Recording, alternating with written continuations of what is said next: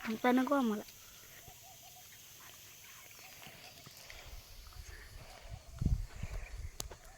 मी बोलतो आता.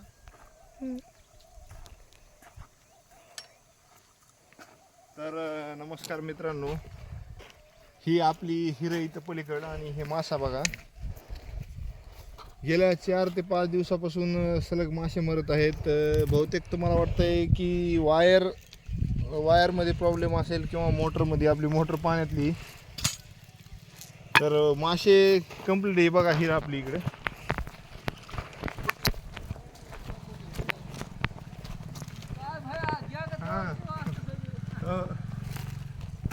ही विहीर आहे मित्रांनो आपली,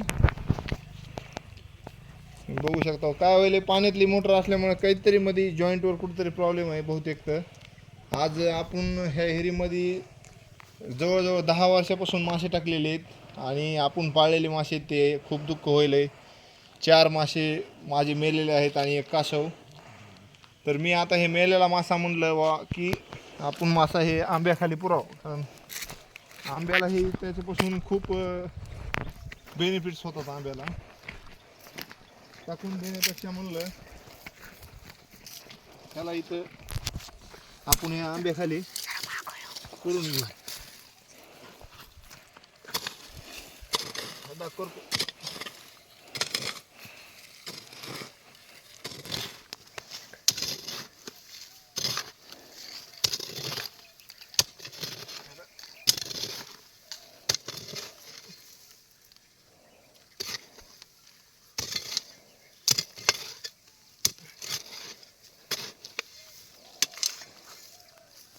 बसल नाहीस?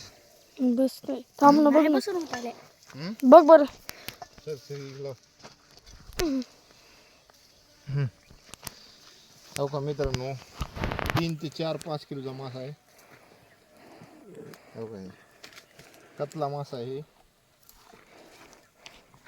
असा. मी थांब बाया, फोटो काढू. करून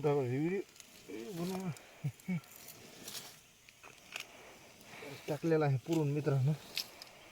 कारण मासा घे खोर. पुरण्यामागे एक विज्ञान आहे आंब्याच. तिकडे लाव आंब्याकडे. हे आपला जे आंबा आहे ते वाढत बी नाही आहे, त्याच्यामुळं मासा पुरला. आणि हे मासा पुरल्यामुळं खूप फायदा होतो आंब्याला बी. टाकून देण्यापेक्षा आपण इथं त्याच्यामुळंच आंब्याखाली पुरलेला आहे.